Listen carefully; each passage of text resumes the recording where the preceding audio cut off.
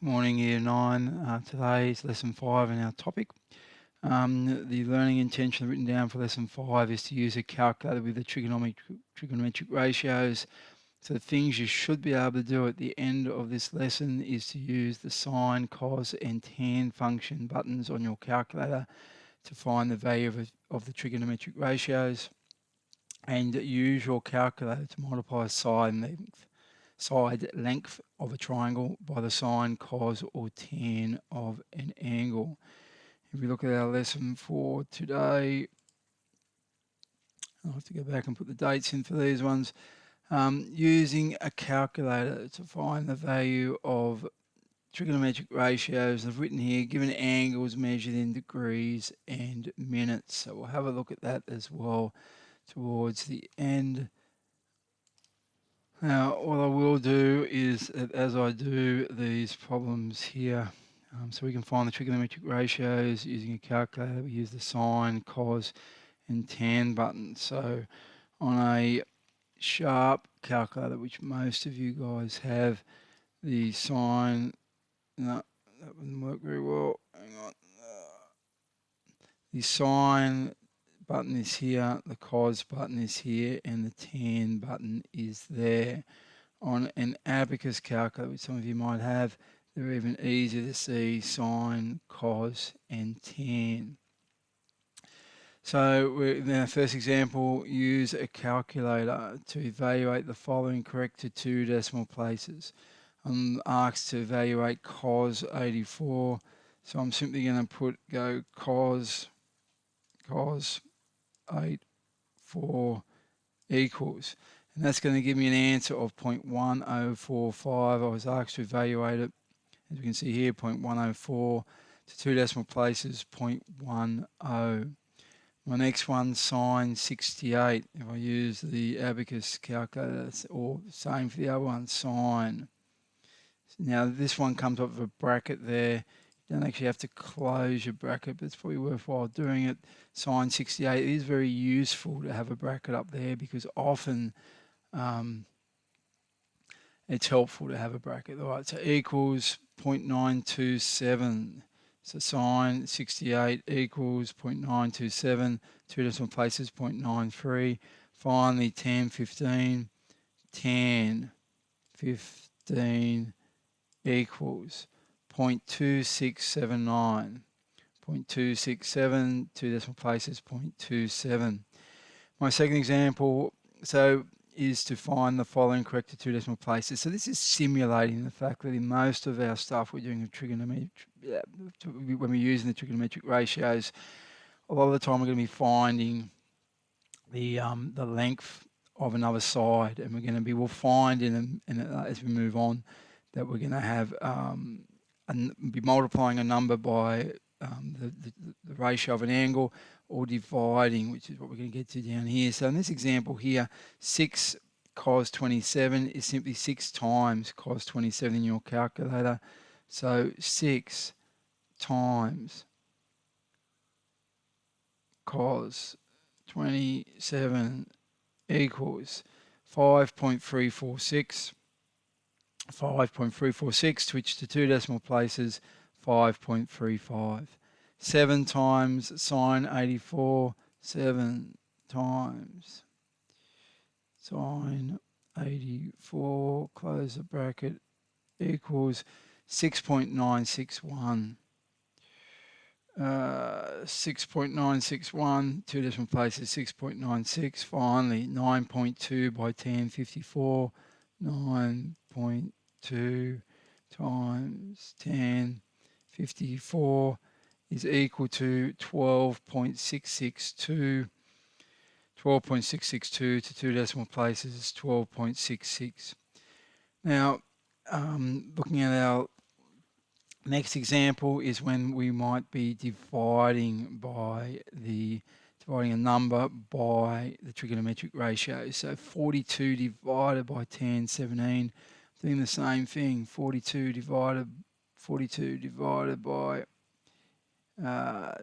tan 17, 17 equals 137.375. which to two decimal places 137.38. I've also got down here 135 degrees divided by sine 71. 135 divided by sine 71 equals 142.778. Two decimal places 142.78. And finally 53 divided by cos 23. 53 divided by cos 23 equals 57.577. Now, it is important that when you are using your calculator, sorry, I should have said this before, you need to make sure you've got that degree up there, or that D there. If you haven't, just reset the calculator, push the reset button on this one. It's not showing it. There it is there.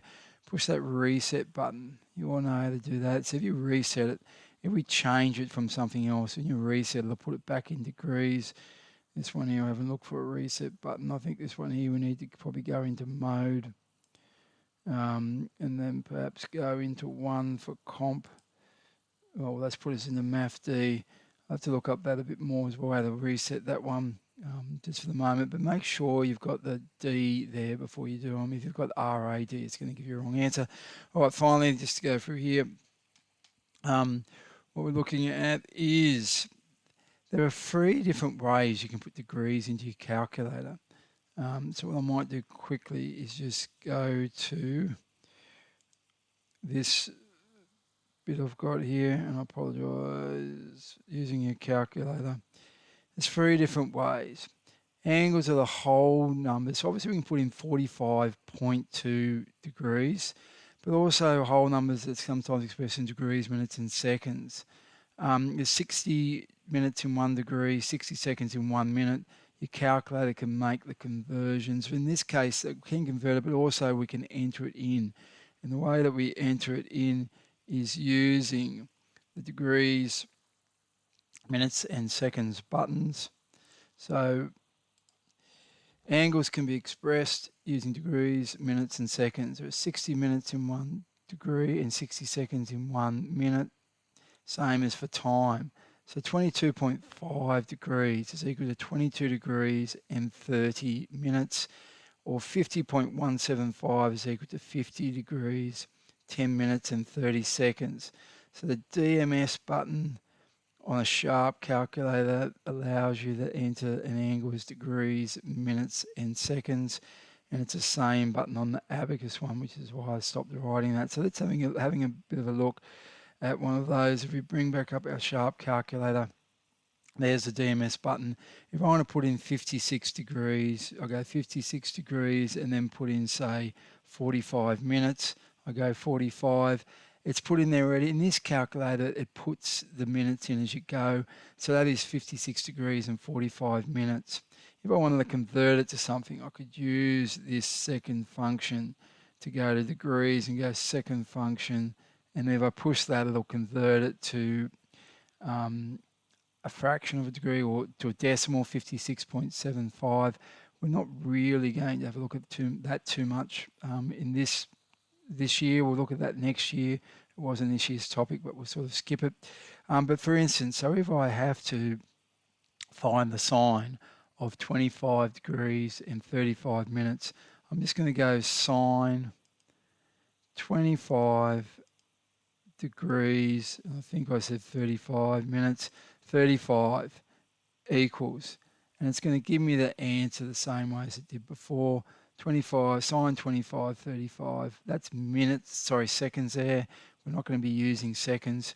The answer is 0.3431. If you do have an abacus calculator or a Casio one, it's not quite as easy, I don't think. I think you need to put, so if we go sine 25 and then we put in DMS, it hasn't put up that second straight away. I think if we put 35, what we need to do is we need to push it again. It'll put that degree sign in there. And then I think even we need to put the minute in as well. I'm going to try this and see what happens. Okay, it does work. On the abacus one, you don't have to put the whole degrees in. And what I might do is just one more time try putting that in, sine 25, and then see what happens if I don't go back and put in that. That comes up with a syntax error. So on your abacus one, if you've got an abacus one, you need to make sure that you put DMS again after your degree. So for an abacus one, sine 25 DMS to get that symbol up, then 35 DMS again, close your bracket, and then you can push equals. If you've got a sharp one, again, you don't need to do that. You just go 25. You can just go simply go sine 25 DMS 35, and it already puts that minute up there. You can push it again if you want. It's not going to hurt you. Okay, so for today, please have a go at these worksheets that I've got on here, calculator use.